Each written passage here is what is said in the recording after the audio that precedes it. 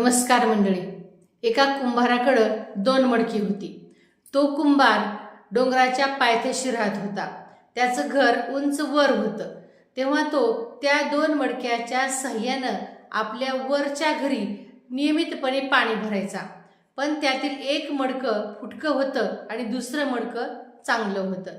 जेव्हा तो 2 मडक्याने पाणी गाढवाच्या पाठीवर टाकून वर न्यायचा तेव्हा फुटक्या मडक्यातील पाणी अर्धेच शिल्लक राहायचे आणि दुसरे मडके पूर्ण भरलेले राहायचे. असा त्यांचा दिनक्रम नियमितपणे होता. एका दिवशी फुटके मडके कुंभाराला म्हणू लागले, कुंभार दादा, मला तुम्ही टाकून द्या किंवा मला पूर्णतः फोडून द्या. माझा तुम्हाला काहीच उपयोग होत नाही. माझं अर्ध पाणी वर तुम्ही जाईपर्यंत रिकामं होतं. तेव्हा कुंभार त्या ठिकाणी शांतपणे उतरला. तू जेव्हा उद्या आपण खालून वर येत असतो त्यावेळेस तू एक नजर फिरव आणि बघ काय उपयोग आहे तुझा ते.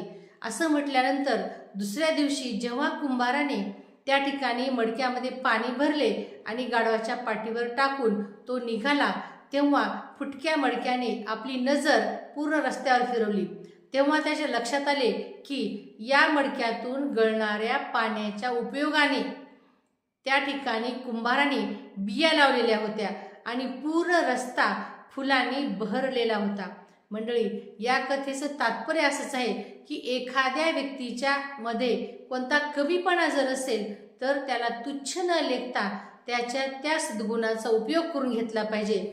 यातच खरे माणसाचे मोठेपण आहे. आणि त्याच मोठेपणाविषयी जाणून घेण्यासाठी व्हिडिओला भेट द्या, लाईक करा, शेअर करा आणि सबस्क्राईब पण करा.